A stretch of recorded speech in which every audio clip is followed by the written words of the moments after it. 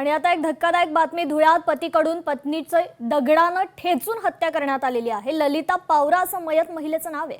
आरोपी सुनील पावरा पोलिसांच्या ताब्यात असून किरकोळ वादावरून हत्या केल्याची माहिती आहे।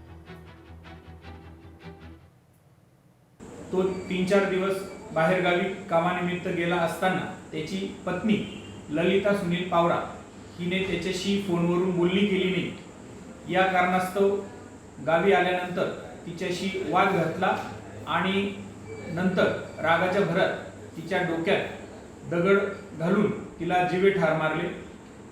सदर घटनेची माहिती शिरपूर तालुका पोलीस स्टेशनला मिळाल्यानंतर आम्ही तात्काळ त्या ठिकाणी भेट दिली आणि आरोपीला ताब्यात घेत परिस्थिती नियंत्रणात आणली।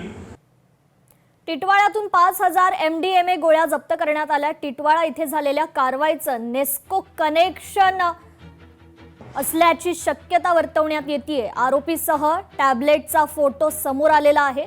आरोपी अश्विनी पॉलला 22 एप्रिल पर्यंत पोलीस कोठडी सुनावण्यात आली आहे। तर टिटवाळा येथील पद्मावती येथून अश्विनी पॉलला अटक करण्यात आलं होतं। अश्विनीकडून 6 कोटी रुपयांच्या या गोळ्या जप्त करण्यात आल्या।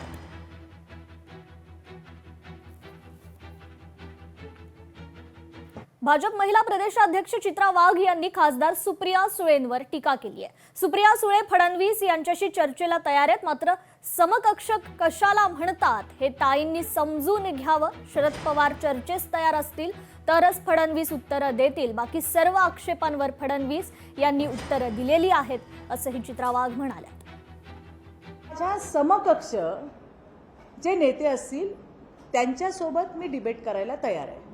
समकक्ष म्हणजे जर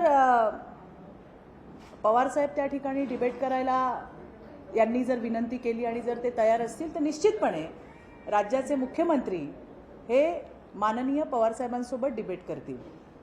परंतु बाकीच्या सगळ्या प्रश्नांची उत्तरं जी काही बारामतीच्या मोठ्या ताईंनी प्रश्न उपस्थित केले त्या सगळ्या प्रश्नांना अतिशय व्यवस्थित अशी उत्तरं मुख्यमंत्र्यांनी दिलेली आहेत। लोकशाही मराठी ऐका, पहा, जागरूक रहा।